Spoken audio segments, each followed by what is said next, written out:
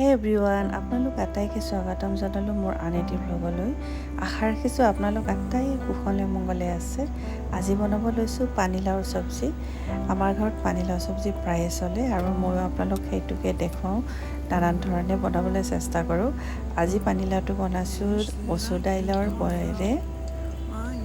এই চব্জিটো খাবলৈ সঁচাই খুব টেষ্টি আৰু পানীলাও চব্জি আমাৰ শৰীৰৰ কাৰণেও বহুত উপকাৰী হয়। হাৰ্ট ডিজিজৰ কাৰণে ভাল, তাৰপিছত হাই বিপিৰ কাৰণে ভাল।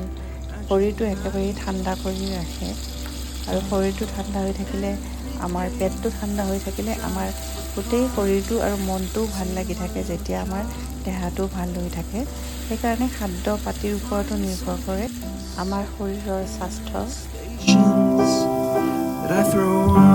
আজি নিৰামিষ বনাইছোঁ, পিঁয়াজো ব্যৱহাৰ কৰা নাই।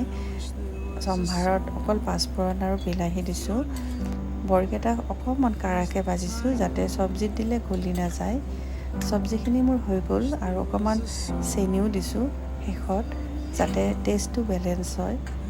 চব্জিখিনি নুমোৱাৰ 5 মিনিট আগত দাইল বড়িকেইটা দি দিছোঁ। ধনিয়া পাত দিলোঁ, অকণমান লেবু চেপি দিছোঁ। গুটিকেইটা পৰিছিলে পেলাই দিছোঁ। এয়া লৰাই চৰাই দিছোঁ আৰু এয়া তৈয়াৰ হৈ গ'ল পানীলাওৰ চব্জি মচুৰ দাইলৰ বড়িৰ সৈতে। ভিডিঅ'টো ভাল লাগিলে লাইক, কমেণ্ট, শ্বেয়াৰ কৰিব। আকৌ লগ পাম, হাঁহি মুখে থাকিব। বাই।